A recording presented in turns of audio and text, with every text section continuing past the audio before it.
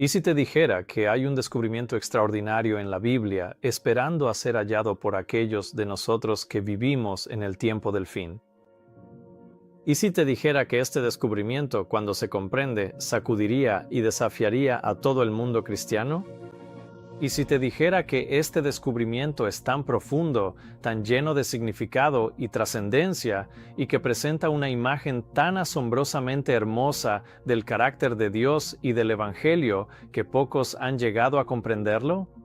Y luego, ¿qué pasaría si te dijera que este increíble descubrimiento fue predicho en la profecía bíblica y que le da un significado y una trascendencia insondables a la crisis de la marca de la bestia, en la que toda la humanidad está a punto de entrar? No puedo expresar con palabras la magnitud de este descubrimiento y el impacto que tendrá en todos nosotros. No importa si somos cristianos, musulmanes, brujos o ateos, esta crisis nos alcanzará a todos por igual. Y la pregunta a la que todos nos enfrentaremos es precisamente de lo que trata esta revelación que voy a compartir contigo ahora. En este video voy a comenzar con un solo versículo, luego lo voy a expandir y profundizar, y cuanto más nos sumerjamos en la palabra y más completa sea nuestra comprensión de este versículo, más intensamente brillará.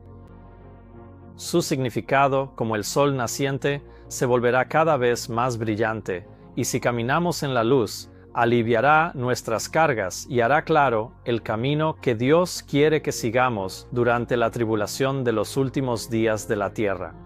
Comenzaremos con nuestro versículo clave de la Biblia en Hebreos capítulo 4, versículo 3.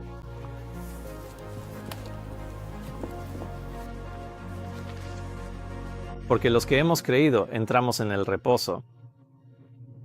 Eso es todo. Puede que al principio no parezca profundo, pero espera, porque sin duda lo será. A primera vista vemos que este versículo nos dice que si creemos en algo, entraremos en el reposo, o que ese reposo vendrá a nosotros como resultado de creer. Además, podemos ver que si entramos en este reposo, es una señal de que hemos creído. Y no pierdas este punto porque es muy importante. Lo diré de nuevo. Este versículo nos dice que si entramos en este reposo es una señal o símbolo de nuestra fe. Esa clave es el fundamento de todo este estudio. Sea lo que sea que debamos creer y sea lo que sea el reposo, el punto principal es que este reposo es un emblema de nuestra fe. Bien, ahora ampliemos esto. La palabra creído. ¿A qué se refiere? ¿Cuál es el contexto? ¿Qué es lo que Pablo dice que hemos creído? Es fácil de responder porque la respuesta está en el versículo anterior. En Hebreos capítulo 4, versículo 2, leemos: Porque también a nosotros se nos ha anunciado la buena nueva como a ellos, pero no les aprovechó el oír la palabra, por no ir acompañada de fe en los que la oyeron. ¿Qué fue lo que oyeron? Fue el Evangelio. El Evangelio es lo que se les predicó a ellos. Por lo tanto, en lo que no tuvieron fe fue en el Evangelio. Y así, en el siguiente versículo, ahora entendemos que los que hemos creído en el Evangelio entramos en el reposo. ¿Y cuál es este reposo? En el versículo 3. Y esto también es fácil de responder porque la respuesta está en los siguientes dos versículos. Porque en cierto lugar habló del séptimo día así: Y reposó Dios de todas sus obras en el séptimo día, y otra vez aquí: sí entrarán en mi reposo. Así que este reposo es en el séptimo día. ¿Por qué? Porque ese es el día en que Dios descansó. Así que volvamos al versículo 3 y unamos todo esto. Porque nosotros, los que hemos creído en el Evangelio, entramos en el reposo en el séptimo día. Y como vimos que este reposo es una señal o emblema de nuestra fe, vemos que la observancia del séptimo día es una señal de nuestra creencia en el Evangelio. Ahora, detengámonos un momento y consideremos esto, porque todavía estamos apenas tocando la superficie, y sin embargo, Lo que hemos descubierto en estos 4 versículos consecutivos ya ha puesto de cabeza una creencia importante de todo el mundo cristiano que observa el sábado en el primer día de la semana en lugar del séptimo. ¿Por qué el mundo cristiano observa el domingo en vez del día que Dios bendijo y santificó?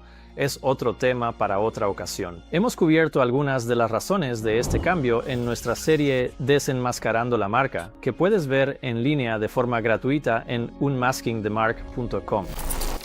Pero manteniéndonos en Hebreos capítulo 4, Pablo escribe en el siguiente versículo por qué los israelitas no entraron en el reposo que promete el Evangelio.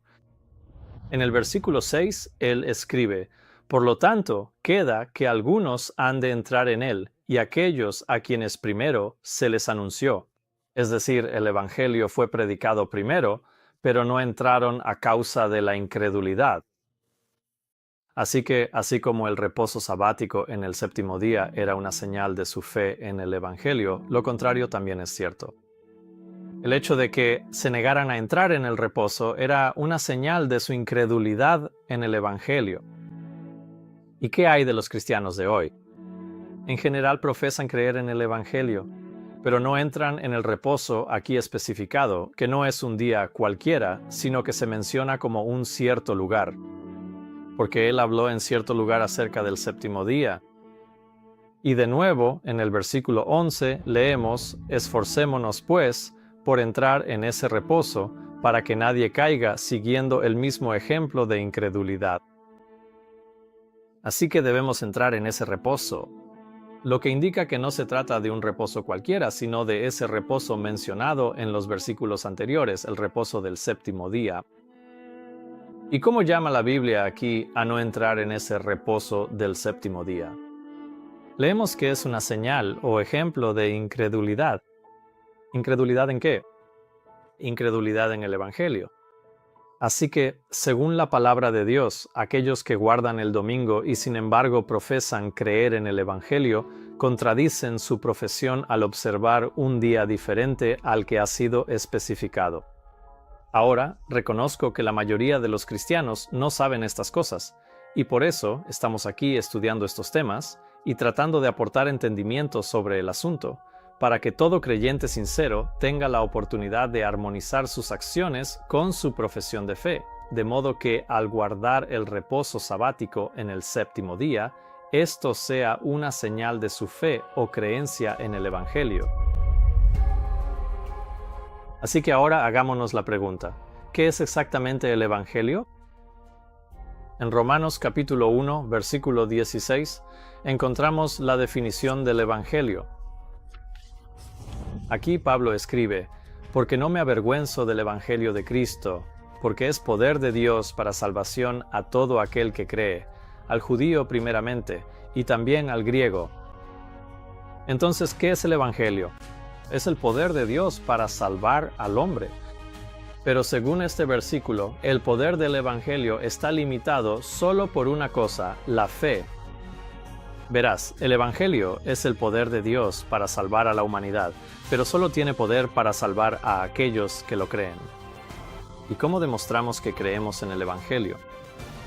Probablemente ya lo sabes. Demostramos nuestra fe en el Evangelio descansando en el séptimo día. Pero, ¿cómo salva realmente el Evangelio a una persona? Que tenga el poder de salvar al hombre nos dice lo que puede hacer, pero aún no sabemos realmente qué es ni exactamente cómo funciona. Bueno, una vez más, la respuesta está en el siguiente versículo. Leemos en el versículo 17, porque en él se revela la justicia de Dios. De fe en fe, como está escrito, el justo por la fe vivirá. Así que, ¿dónde? Allí en el Evangelio se revela la justicia de Dios. Entonces, la palabra por qué también puede significar ya que, por lo que podría leerse fácilmente que el Evangelio es el poder de Dios para salvación, porque en él, es decir, en el Evangelio, se revela la justicia de Dios. Así que el poder del Evangelio para salvar a la humanidad se encuentra en que revela al hombre la justicia de Dios. Así que sigamos construyendo sobre Hebreos capítulo 4, versículo 3. Porque nosotros, los que hemos creído en el poder del Evangelio para salvar al hombre al revelar la justicia de Dios, entramos en el reposo en el séptimo día. Quizás estamos empezando a darnos cuenta de que este reposo que promete el Evangelio no se trata solo de que sea una señal de nuestra fe, sino que realmente hay un reposo que llega al pueblo de Dios como resultado de creer en el Evangelio que revela la justicia de Dios. Así que ahora estamos empezando a comprender un poco más el significado de este versículo, pero aún queda mucho por descubrir. Pero quiero detenerme aquí por un momento y examinar esta palabra, justicia. Significa cosas muy diferentes para distintas personas. Y es de suma importancia que entendamos correctamente lo que significa esta palabra, porque una comprensión correcta de la palabra justicia amplificará 1000 veces el significado del reposo que promete el Evangelio. Así que volveremos a este punto e investigaremos qué significa la revelación de la justicia de Dios. Pero primero necesitamos entender y definir correctamente a partir de la Biblia lo que significa la palabra justicia. Así que comencemos en Romanos capítulo 3, versículo 10. Como está escrito, no hay justo, ni aun uno. Y en el versículo 12, todos se desviaron del camino. Juntos se han hecho inútiles. No hay quien haga lo bueno, no hay ni siquiera uno. Y esto es un ejemplo de paralelismo hebreo, donde se repite el mismo pensamiento, pero expresado con palabras ligeramente diferentes. Pero estas diferentes palabras nos ayudan a entender mejor el significado. Así que el hecho de que la Biblia diga que no hay justo ni aun uno, y luego repita el mismo pensamiento diciendo que no hay quien haga lo bueno, no hay ni siquiera uno, nos muestra que la justicia es hacer el bien o hacer lo correcto. En resumen, la justicia es hacer lo que es correcto. ¿Y cuál es el estándar que define lo que es correcto? Encontramos la respuesta a esa pregunta en el Salmo 119-172, que dice: Mi lengua hablará de tu palabra, porque todos tus mandamientos son justicia. Así que los 10 mandamientos de Dios definen lo que es correcto o lo que es justicia. Por lo tanto, hacer aquello que está en armonía con los 10 mandamientos es lo que la Biblia llama justicia. En resumen, es obediencia. La obediencia a los 10 mandamientos es justicia. Mira Deuteronomio, capítulo 6, versículo 25.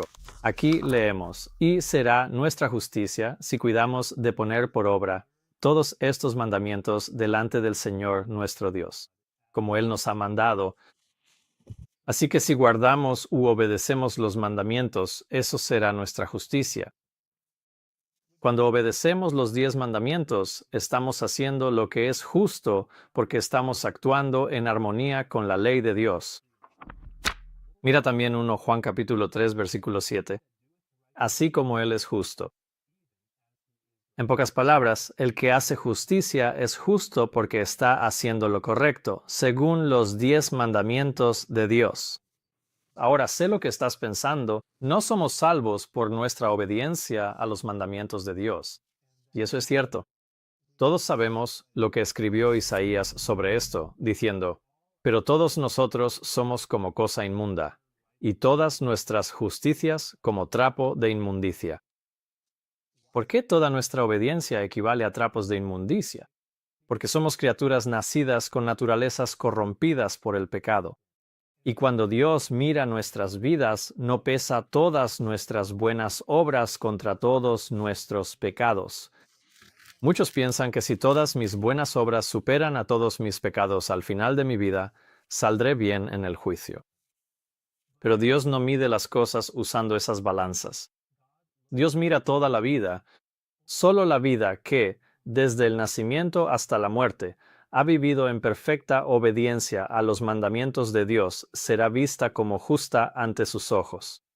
Solo un solo pecado, solo una mentira, una mirada lujuriosa, una acción egoísta es suficiente para manchar nuestro historial de vida y excluirnos del cielo. Y tiene que ser así para preservar la perfección, la belleza y la armonía que existen en el cielo. Verás, todo ser en el reino de Dios vive en perfecta conformidad con sus mandamientos. Y este es un lugar perfecto para hacer una pequeña pausa y definir exactamente qué son los 10 mandamientos. Porque a menudo se ven como una lista de reglas arbitrarias que Dios nos ha impuesto y que, en el mejor de los casos, son una carga, si no son completamente resentidas. Pero el principio de la ley de Dios que la gente no entiende es que estos 10 mandamientos son una definición de amor. La Biblia nos dice que Dios es amor y lo mismo aplica para la ley de Dios. Leemos en Romanos capítulo 13 que el amor no hace mal ni daño a su prójimo, y por lo tanto el amor es el cumplimiento de la ley. Cumplir la ley no significa abolirla, significa vivir conforme a ella. Verás, Jesús dijo, no penséis que he venido para destruir la ley o los profetas. No he venido para destruir, sino para cumplir. Él dijo esto porque sabía que todo el mundo cristiano, al final de los tiempos, pensaría que Él vino a abolir la ley. Pero no, Él vino a cumplir la ley, lo que significa que vino a vivir una vida en perfecta armonía con ella. Verás, Jesús dijo en Juan capítulo 15, versículo 10, Yo he guardado los mandamientos de mi Padre. Y al guardar los mandamientos de Dios, Él cumplió la ley del amor. Vivió una vida que satisface cada requisito de la ley de Dios. En 1 Corintios capítulo 13 leemos acerca de este amor en el versículo 5, que el amor no hace nada indebido, no busca lo suyo, no se irrita fácilmente, no piensa el mal. Así que el amor no busca lo suyo. En otras palabras, el amor es desinteresado, es altruista, busca el bienestar y el beneficio de los demás por encima del propio. Así que cuando leemos que el amor es el cumplimiento de la ley, podemos entender que el desinterés es el cumplimiento de la ley. Verás, el amor desinteresado es el principio de toda la ley. Y cuando nuestras acciones están motivadas por un amor desinteresado hacia los demás, estamos cumpliendo la ley. Así que, en lugar de ver los 10 mandamientos como una lista de reglas o de cosas que se deben o no se deben hacer, como muchos los ven, trata de ver la ley de Dios como realmente es, el estándar y la definición del amor desinteresado, que también es el fundamento del cielo y la clave para la alegría y la felicidad de los seres celestiales que viven allí. En Gálatas capítulo 6, versículo 2 leemos, Sobrellevad los unos las cargas de los otros, y así cumpliréis la ley de Cristo. Y eso es exactamente lo que Jesús hizo por nosotros. Él vino a cargar con nuestro peso del pecado, viviendo una vida perfectamente desinteresada al obedecer los 10 mandamientos de amor de Dios. El Rey de Reyes y el Comandante del Cielo se rebajó para convertirse en un indefenso infante humano, no nacido en un palacio, sino en un pesebre. Sin embargo, Herodes se esforzó con todo el poder de su ejército para matarlo. Sin embargo, cuando comenzó su ministerio como adulto, sanó a los cojos, dio voz a los mudos, abrió los ojos de los ciegos, hizo que los lisiados saltaran de alegría y pronunció palabras de consuelo y ánimo a los que sufrían y estaban afligidos. Jesús soportó una intensidad de tentación y sufrimiento en el desierto desconocida para cualquier hombre. Y cuando el diablo le dijo, si eres el Hijo de Dios, ordena que esta piedra se convierta en pan. Jesús se negó porque sabía que si usaba sus poderes divinos para salvarse a sí mismo, sería un acto egoísta. Y como resultado, su historial de vida perfecta se rompería y la raza humana estaría perdida para siempre.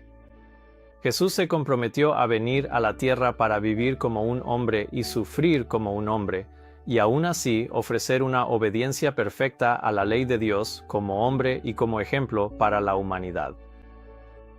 Las Escrituras declaran que la apariencia de Jesús fue desfigurada más que la de cualquier hombre y su forma más que la de los hijos de los hombres. Sin embargo, Él vino para salvar al hombre y cargar con su peso y para señalarse a sí mismo como el único camino hacia el Padre. Aún así leemos que muchos de ellos decían, tiene un demonio y está loco. Después de que Jesús dio su primer sermón, leemos que todos los que estaban en la sinagoga, al oír estas cosas, se llenaron de ira y se levantaron, lo expulsaron de la ciudad y lo llevaron hasta la cima del monte sobre el que estaba edificada su ciudad para arrojarlo de cabeza. Sin embargo, Jesús calmó los mares tempestuosos que obedecían su voz y aún así lloró al ver el sufrimiento humano. Él resucitó a los muertos y reveló a la humanidad las simpatías y la compasión de su Padre en el cielo, señalándole siempre su bondad y deseando redimir a la raza que creó de la maldición del pecado. Cuando Jesús fue arrestado, leemos que todos los discípulos lo abandonaron y huyeron. Tan grande era el peso de los pecados del hombre sobre él en el huerto de Getsemaní, que comenzó a sudar grandes gotas de sangre. Mientras su naturaleza humana comenzaba a hundirse bajo la carga de los pecados de la humanidad, clamó: «Oh mi Padre, si no es posible que pase de mí esta copa sin que yo la beba, hágase tu voluntad», mostrando que, aunque su naturaleza se resistía a la carga del pecado, estaba dispuesto a soportar lo que fuera necesario para redimir a su creación. En su juicio, los sumos sacerdotes lo acusaron de muchas cosas, pero él no respondió nada. Ni siquiera se defendió a sí mismo, porque eso también sería egoísta. Fue burlado, ridiculizado y brutalmente torturado, pero no sucumbió a pronunciar ni una sola palabra egoísta en su defensa ni a responder con un solo acto egoísta. Porque un solo acto o palabra egoísta mancharía su vida y la raza humana se perdería. Él estaba en el mundo y el mundo fue hecho por él, y el mundo no le conoció. Es despreciado y rechazado por los hombres, varón de dolores y experimentado en sufrimiento. Jesús enseñó a sus discípulos diciendo: «Pero yo os digo que no resistáis al mal, pero a cualquiera que te hiera en la mejilla derecha, vuélvele también la otra». Y en su crucifixión Jesús vivió lo que enseñó. Debía mantener su historial perfecto de amor desinteresado, no por sí mismo, sino por el bien de la humanidad. Jesús instruyó a sus discípulos a que se perdonaran unos a otros. Como él dijo: «Si no perdonáis, tampoco vuestro Padre, que está en los cielos, os perdonará vuestras ofensas». Y en la cruz, con clavos atravesando sus manos y pies, y la sangre escurriendo por su cuerpo desnudo, dijo: «Padre, perdónalos, porque no saben lo que hacen». Una vez más, vivió lo que enseñó. Entonces gritaron los que pasaban, mirándolo y diciendo: «Sálvate a ti mismo y baja de la cruz». De igual manera, también los principales sacerdotes, burlándose, decían entre ellos con los escribas: «A otros salvó, a sí mismo no puede salvarse». Salvar al hombre fue toda la misión y propósito de la vida de Jesús. ¿Te imaginas entonces cuánto hirieron estas palabras al Salvador? Sin embargo, no cedió a sus tentaciones, sino que mantuvo su camino de abnegación hasta su último aliento. Y cuando esta obra de desarrollar una vida humana perfectamente obediente estuvo terminada, Jesús pronunció sus últimas palabras. Dijo: «Consumado es», e inclinando la cabeza, entregó el Espíritu. Y así como Jesús descansó en el séptimo día después de terminar la obra de la creación, descansó nuevamente en el séptimo día tras completar su obra de redención. El hecho de que Jesús descansara prueba que la vida perfectamente obediente que forjó en carne humana estaba terminada y que estaba perfectamente terminada. De lo contrario, no habría podido descansar. El descanso, por lo tanto, prueba en sí mismo que su vida fue perfectamente desinteresada y en perfecta armonía con los principios desinteresados de los 10 mandamientos de Dios, que son la base de su gobierno. En resumen, Jesús vivió una vida perfectamente justa, que es el requisito para entrar en el reino de los cielos. Esto quedó claro en la interacción de Jesús con el joven rico. Y he aquí, uno se acercó y le dijo: «Maestro bueno, ¿qué bien haré para tener la vida eterna?». Y él le dijo: «¿Por qué me llamas bueno? Ninguno hay bueno sino uno, Dios. Pero si quieres entrar en la vida, guarda los mandamientos». Y ahí está. Si quieres entrar en la vida, guarda los mandamientos. Y guardar los mandamientos significa una vida perfectamente desinteresada, sin mancha de egoísmo alguno. El cielo es completamente desinteresado. Y cualquier egoísmo en el cielo volvería a traer discordia al universo de Dios, como lo hizo Satanás al principio. El problema para ti y para mí es que no tenemos una vida perfecta de obediencia que ofrecer a Dios. La Biblia dice, porque todos han pecado y están destituidos de la gloria de Dios. Y el pecado es la transgresión de la ley. Y ya leímos como Pablo añadió, como está escrito, no hay justo ni aun uno. Así que ninguno de nosotros ha vivido jamás una vida justa. Incluso si obedeciéramos perfectamente los mandamientos de Dios desde hoy hasta nuestra muerte, eso no borraría el registro de los pecados que hemos cometido. Leemos acerca de los judíos que, como el joven rico, intentaron obtener la vida eterna por sus propias obras, esforzándose por sus propios medios en obedecer los mandamientos de Dios. Pero Israel, que seguía la ley de la justicia, no alcanzó la ley de la justicia. ¿Y cómo podrían obtener la justicia que la ley exige? Requiere una vida perfectamente desinteresada desde el nacimiento hasta la muerte. Y ellos no tenían esto para ofrecer. Y por lo tanto, al esforzarse por ganar el cielo mediante sus propias buenas obras, descubrieron que fue un completo fracaso.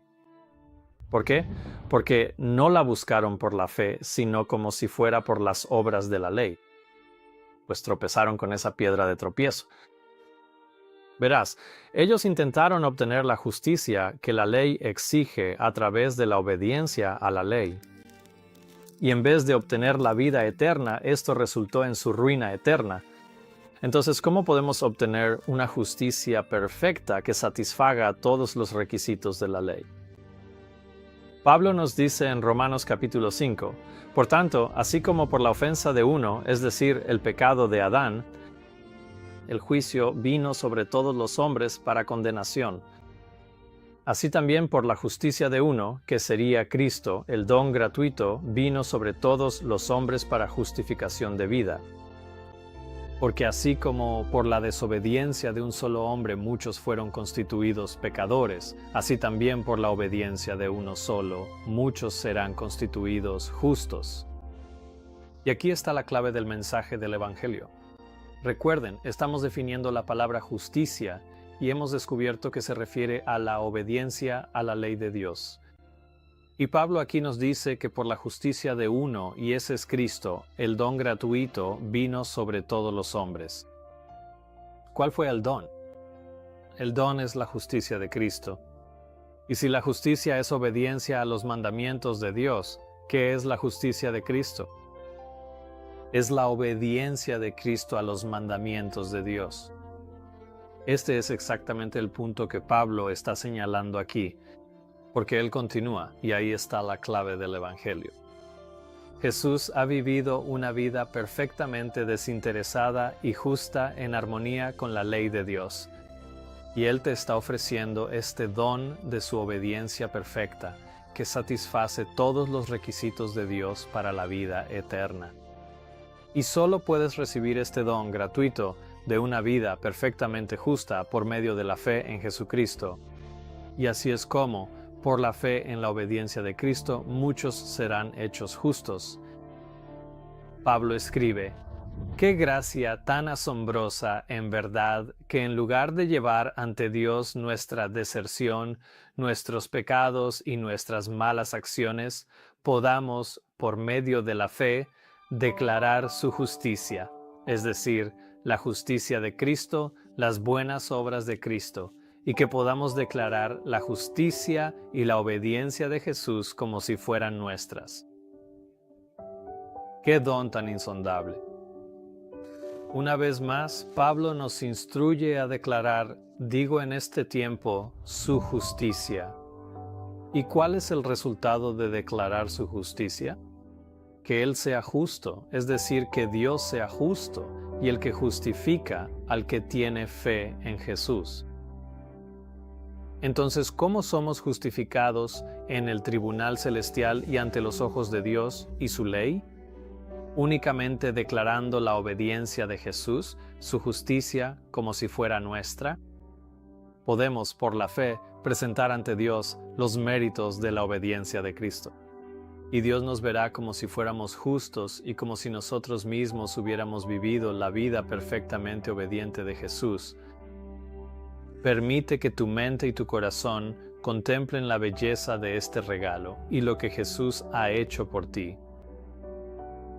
En Filipenses capítulo 3, versículo 9, la Biblia dice: y ser hallado en Él, es decir, en Cristo, no teniendo mi propia justicia, que es por la ley, sino la que es por la fe de Cristo, la justicia que es de Dios por la fe.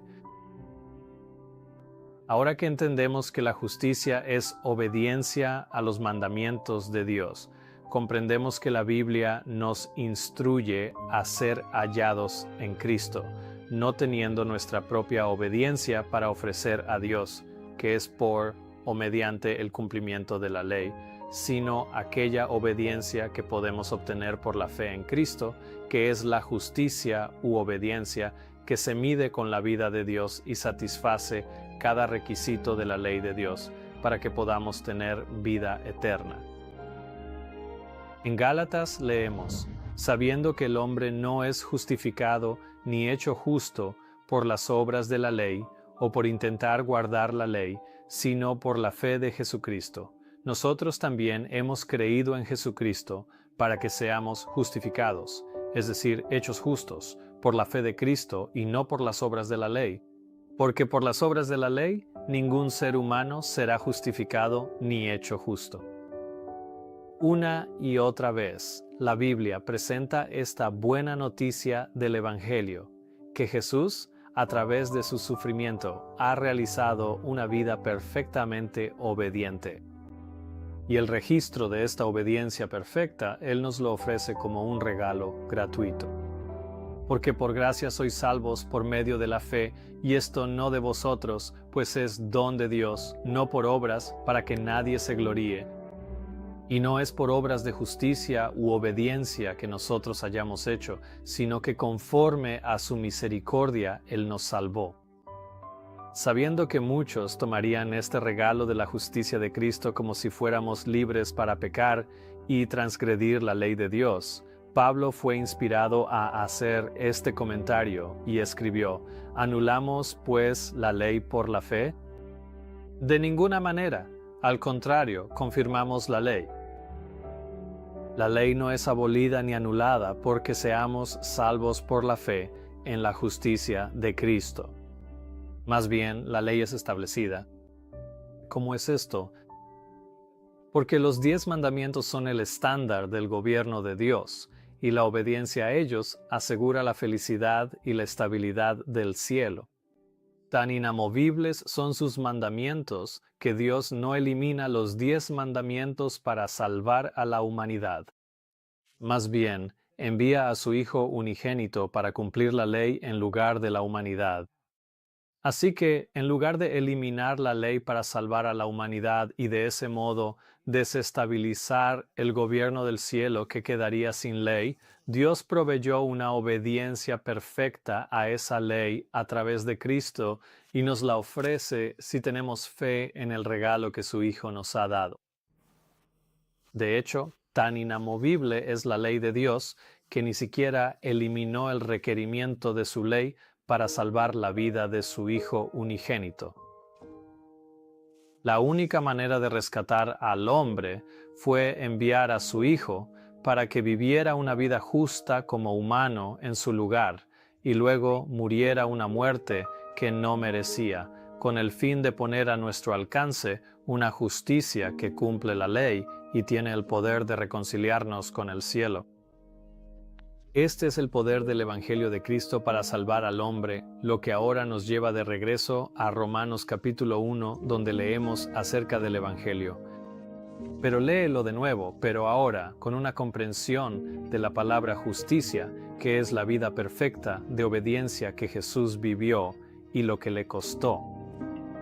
Porque no me avergüenzo del Evangelio de Cristo, porque es poder de Dios para salvación a todo aquel que cree, al judío primeramente y también al griego, porque en él la justicia de Dios se revela por fe y para fe, como está escrito: el justo por la fe vivirá.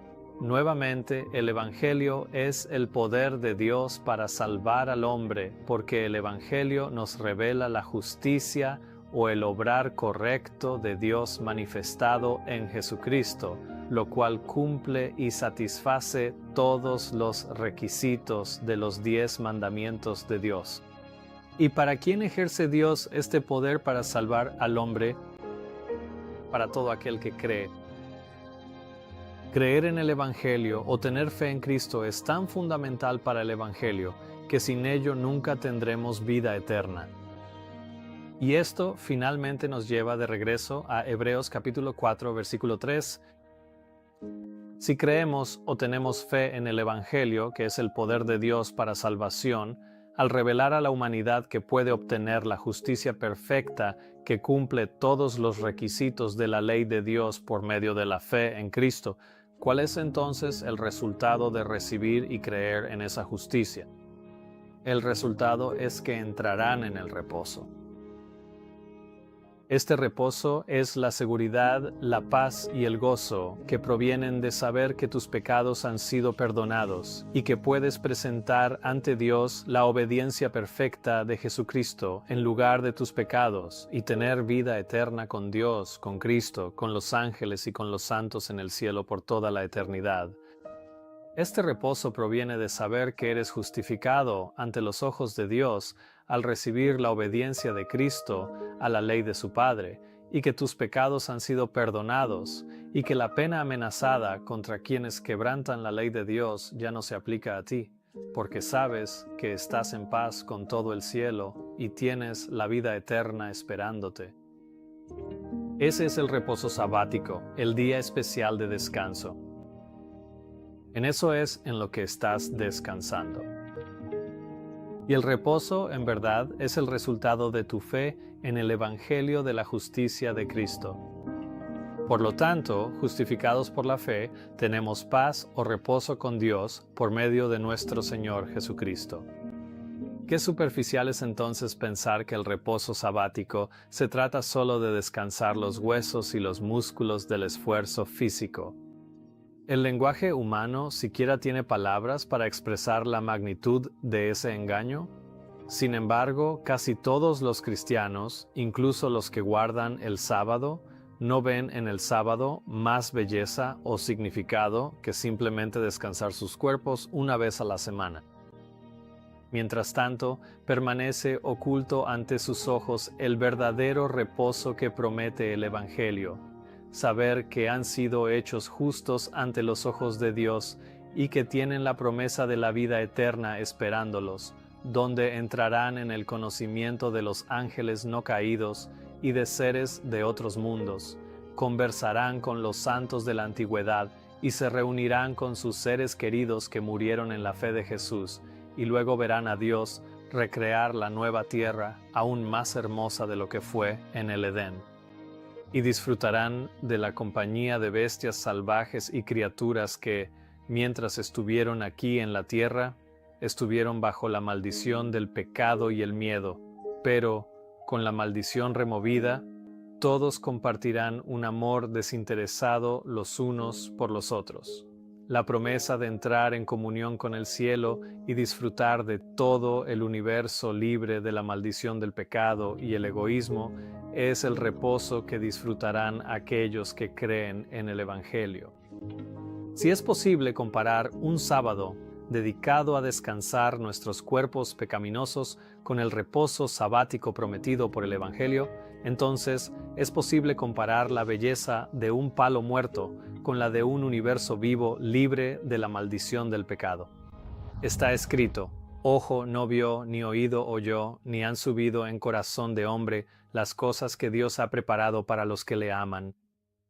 Permite que el pleno impacto y entendimiento de estas palabras penetren en ti, porque los que hemos creído entramos en el reposo. ¿Crees en el Evangelio? ¿Crees que la obra de justicia que Cristo ha realizado por ti satisface la ley de Dios en tu favor? Entonces descansa. Deja de intentar salvarte a ti mismo. Deja de intentar afligirte, castigarte y oprimirte como si de alguna manera tu sufrimiento pudiera salvarte. Hay uno mucho más perfecto que tú que ya ha sufrido por ti. Deja de insultar al Hijo de Dios al pensar que hay algo que tú debas hacer que Cristo no logró cumplir. Descansa de la labor de intentar salvarte a ti mismo. Verás, no podrías dar mayor prueba de tu fe en la obra que Cristo ha hecho que dejar de intentar hacer la obra tú mismo. Por lo tanto, descansa de tus obras y descansa en la obra que ha sido realizada por ti. Porque los que hemos creído entramos en el reposo, y entramos en el reposo en el séptimo día. Ese reposo en el que entramos si creemos en el Evangelio se define en los siguientes versículos. Porque habló en cierto lugar acerca del séptimo día de esta manera, y Dios descansó el séptimo día de todas sus obras, y en este lugar otra vez si entrarán en mi reposo. ¿Por qué el séptimo día? Porque ese es el día en que Dios descansó después de terminar sus obras. Y Dios descansó el séptimo día de todas sus obras, y en este lugar otra vez, es decir, en el séptimo día, si entrarán en mi reposo. Verás, el sábado no se trata de que tú descanses de tu trabajo. Se trata de que entres en el reposo de Dios porque tienes fe en la obra que Dios hizo. Por eso el reposo sabático solo puede observarse en el séptimo día, porque solo cuando pones tu fe en la obra de justicia que Cristo vivió en tu favor, puedes entrar en el reposo que Jesús disfrutó al terminar esa obra. Dios no dice que el sábado es para que entres en tu propio reposo.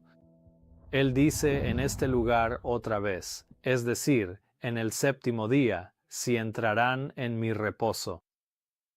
Solo podemos entrar en el reposo de Dios al recibir la justicia de Dios, porque los que hemos creído entramos en el reposo. Y luego Pablo añade en el versículo 10, porque el que ha entrado en su reposo también ha cesado de sus propias obras, como Dios de las suyas. Es imposible entrar en el reposo de Dios descansando en otro día o en otro momento. Porque el que ha entrado en su reposo también ha cesado de su propio trabajo como Dios del suyo, es decir, en el séptimo día. Y así Pablo concluye, esforcémonos pues por entrar en ese reposo, para que nadie caiga siguiendo el mismo ejemplo de incredulidad. ¿Qué significa ignorar el séptimo día y descansar en otro día? Es una señal de incredulidad. Una señal de incredulidad en el Evangelio de la justicia de Cristo. Si observas el domingo como el día de reposo y no sabías o no entendías estas cosas, ahora tienes la oportunidad de hacer que tus acciones estén en armonía con tu profesión de fe. El Evangelio no promete reposo a quienes desprecian el sábado de Dios. Si crees que tus obras son suficientes para merecer tu salvación, entonces adelante, descansa de tus obras el día que elijas. Pero aquellos, como yo, que descansan en el séptimo día, demostramos al hacerlo que nuestra fe no está en nuestras propias obras, sino en la obra que Jesús hizo por nosotros. Y descansamos en el séptimo día porque ese es el día en que Él descansó después de terminar su obra. Esforcémonos, pues, por entrar en ese reposo. No sea que alguno caiga siguiendo el mismo ejemplo de incredulidad. Y fíjense en lo que dice la Biblia acerca de Abraham. Abraham creyó a Dios y le fue contado por justicia. Ahora bien, al que trabaja, el salario no se le cuenta como gracia, sino como deuda. Pero al que no trabaja, sino cree en aquel que justifica al impío, su fe le es contada por justicia. Como ven, Abraham creyó y por medio de su creencia y fe recibió la justicia de Cristo. Y así leemos, al que no trabaja. ¿Y qué significa no trabajar? ¿No significa acaso descansar? Así que al que no trabaja, sino que descansa en aquel que justifica al impío, leemos que su fe le es contada por justicia. Entonces, ¿cómo demostró Abraham su fe? ¿Fue trabajando? No, fue no trabajando o descansando. Y así también nuestra fe, demostrada por nuestro descanso, será contada por justicia como la de Abraham. Muchos cristianos hoy en día suelen excusarse de descansar en el sábado, el séptimo día, diciendo, Jesús es mi descanso. Y lo que quieren decir como excusa para no observar el mandamiento del sábado, en realidad es una señal de su incredulidad en Jesús y en la obra que Él hizo por ellos. A tales personas, Santiago les respondería diciendo, ¿de qué aprovecha, hermanos míos, si alguno dice que tiene fe y no tiene obras? ¿Puede la fe salvarle? En otras palabras, si dices que crees, pero demuestras con tus acciones que no crees, ¿puede tu fe salvarte? Santiago dice, tú crees que hay un solo Dios. Bien haces. Los demonios también creen y tiemblan. Si los demonios creen, ¿por qué entonces su fe no los salva? Es porque su desobediencia a la ley de Dios prueba que su profesión de fe es insincera y falsa. Y lo mismo ocurre con nosotros. Por eso Santiago añade, así también la fe, si no tiene obras, está muerta. Estando sola, sí, alguno dirá, tú tienes fe y yo tengo obras. Muéstrame tu fe sin tus obras, y yo te mostraré mi fe por mis obras. Verás, muchos no entienden la relación entre la fe y las obras. El error de un lado afirma que soy salvo por mis obras, pero igual de fatal, en el otro extremo, es el error de pensar que somos salvos sin obras.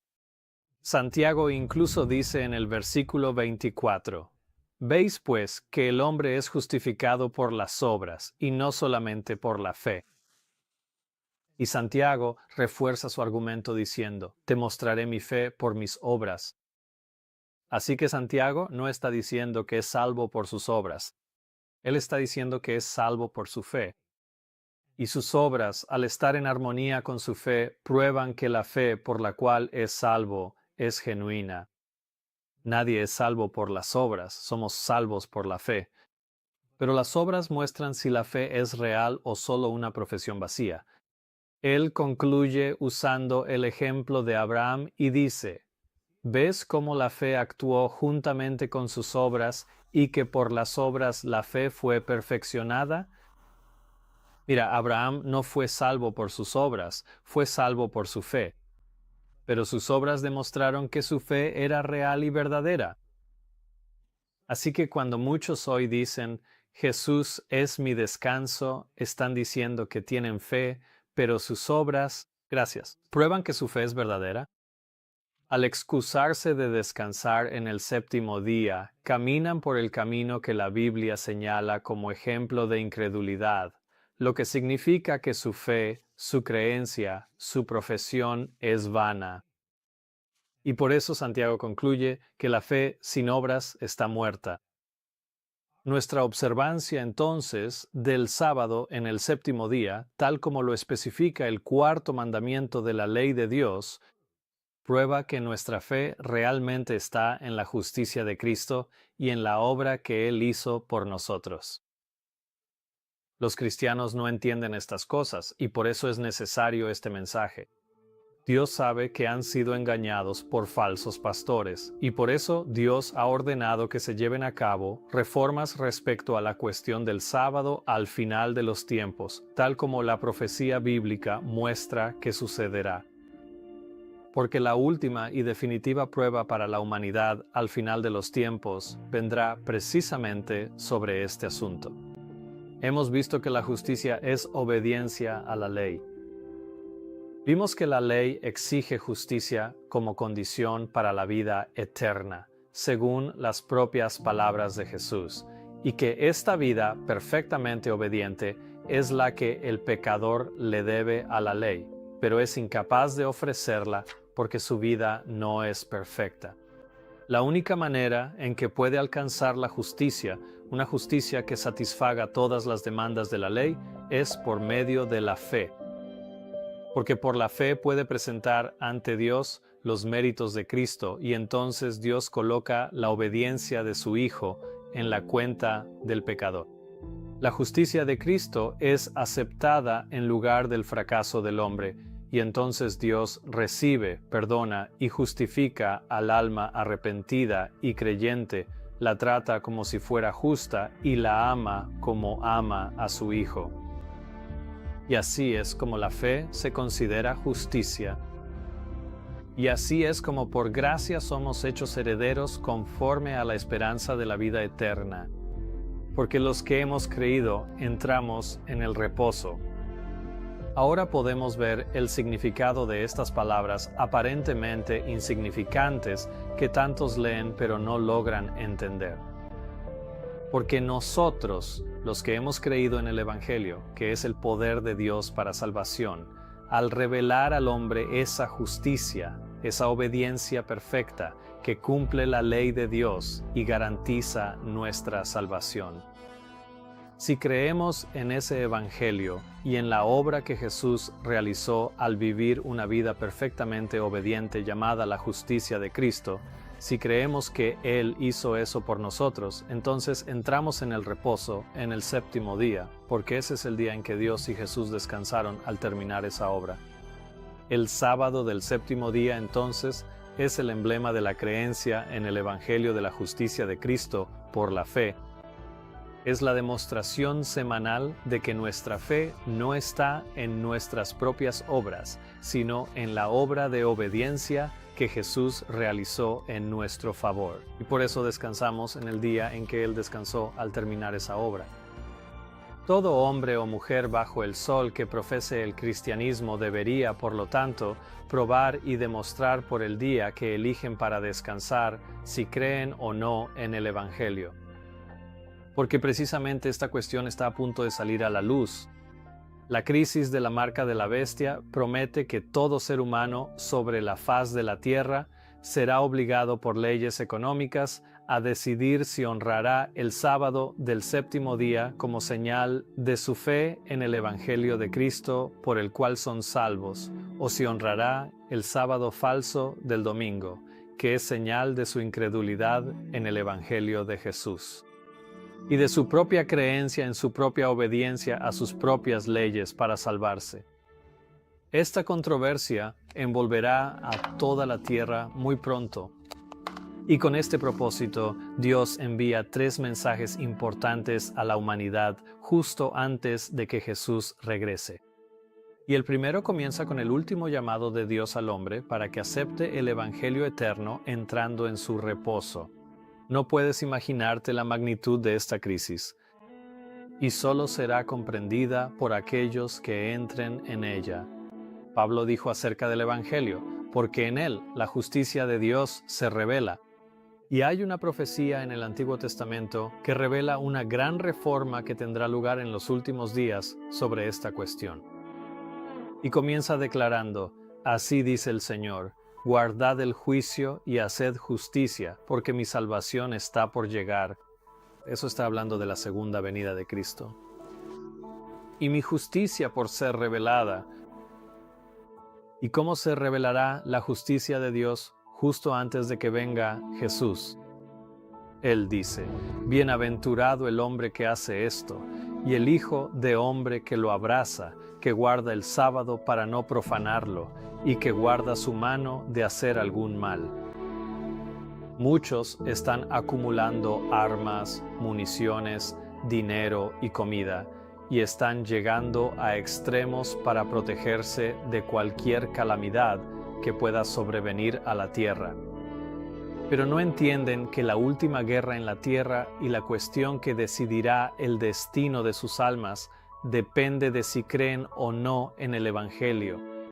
En la segunda parte de este video continuaremos explorando esta crisis que vendrá sobre toda la tierra en los últimos días, que gira en torno a la imposición de la marca de la bestia, y veremos cómo esto se relaciona con nuestra fe en el Evangelio y el descanso que promete. Con Biblias en nuestras manos, deberíamos saber que nosotros, los que hemos creído, entramos en el descanso en el séptimo día,